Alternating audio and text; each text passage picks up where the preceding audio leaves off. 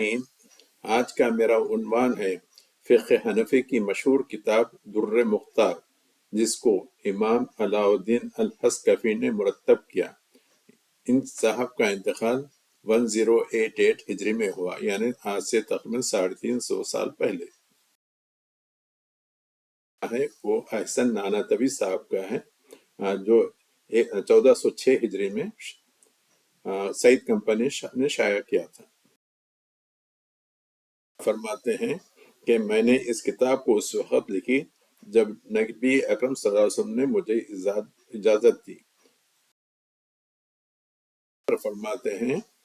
کہ میں نے خواب میں دیکھا کہ رسول کریم صلی اللہ علیہ وسلم میرے گھر تشریف لائے اور اپنی زبان مبارک کو میرے منہ میں داخل کیا۔ فرماتے ہیں کہ فقہ کا سیکھنا افضل ہے باقی قرآن کے سیکھنے سے۔ ایک آیت کا سیکھنا تو فرض ہے اور سورہ فاتحہ اور 3 آیتوں کا سیکھنا واجب ہے۔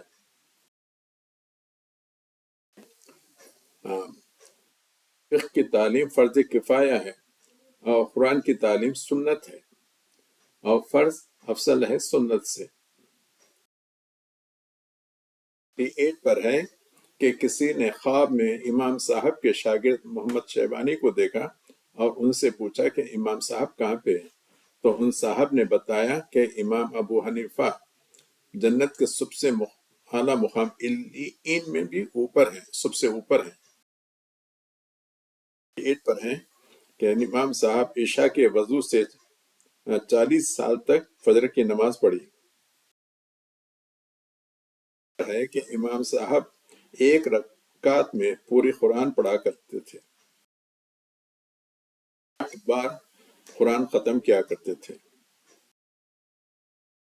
پیج نمبر 29 پر ہیں کہ جس مکان میں اور جس بستر پر ان کا انتقال ہوا اس پر انہوں نے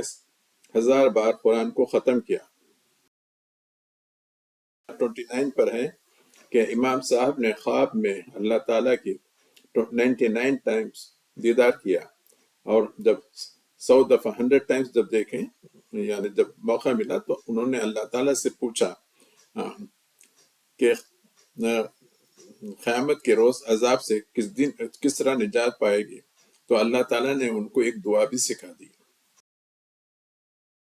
نمبر 30 پر ہے کہ امام صاحب اپنے آخر حج میں کعبہ شریف کے اندر داخل ہوئے اور بیت اللہ کے دونوں ستونوں کے درمیان دائیں پاؤں پر اور بائیں پاؤں کے پشت پر رکھا آدھا قرآن ختم کیا، اور اسی طرح دوسرے پیر پر وزن رکھ کے آدھا قرآن ختم کیا۔ فارغ ہوئے تو بیت اللہ کے ایک جانب سے آواز آئی، یعنی غیبی آواز آئی، اے ابو حنیفہ تو نے ہم کو جانا جیسا کہ حق معرفت تھا، اور البتہ تو نے ہماری خدمت کی، خوبی خدمت کی، اور مقرر ہم نے تجھ کو بخشا اور اس کو بھی بخشا جو تیرے تابع ہوگا، اور ان لوگوں میں سے جو تیرے مذہب پر ہوگا، یعنی جو بھی مذہب حنفی پہ ہوگا وہ بخشا جائے گا۔ 31 پر ہے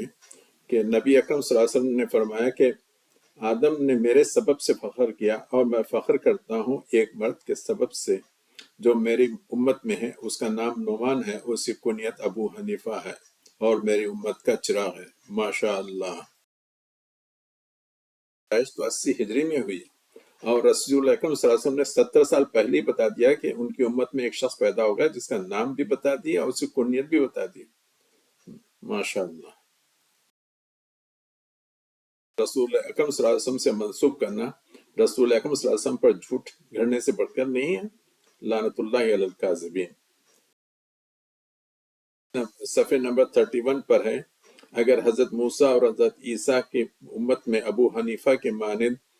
عقل و دیانت میں کوئی عالم ہوتا تو وہ لوگ یہودی اور نصرانی نہ ہوتے، یعنی دین کی تحریف اور تبدیل نہ کرتے۔ پر ہے اگر علم سریا پر ہوتا، یعنی وہ ستارے سریا پر ہوتا تو یعنی فارس چند ایرانی اس کو پا جاتے۔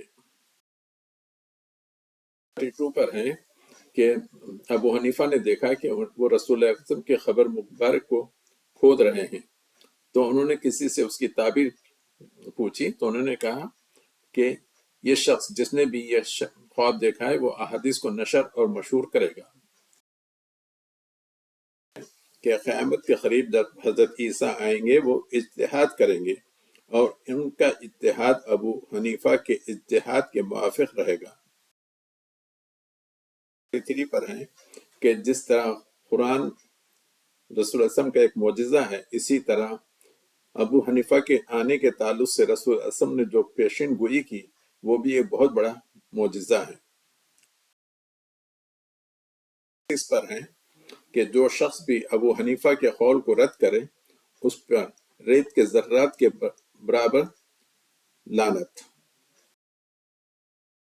نمبر 36 پر ہیں کہ جب ابو حنیفہ پیدا ہوئے تو ان کے باپ ان کو حضرت علی رضی اللہ تعالیٰ عنہ کے پاس لے گئے انہوں نے ان کے لیے دعا کری شہادت تو 30 ہجری میں ہوئے تھے اور ابو حنیفہ 80 ہجری میں پیدا ہو گئے پتہ نہیں یہ کیا حساب ہے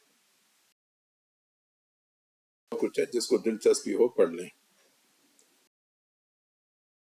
اسی کتابیں جو میرے پاس ہیں کنز العمال اور فتاوی عالمگیری اس میں بھی بگننگ میں ایسی بہت ساری چیزیں ہیں جس کو دلچسپی ہو دیکھ لیں یا میں اس پہ بھی ایک چھوٹا سا کلپ بنانے کی کوشش کروں گا انشاءاللہ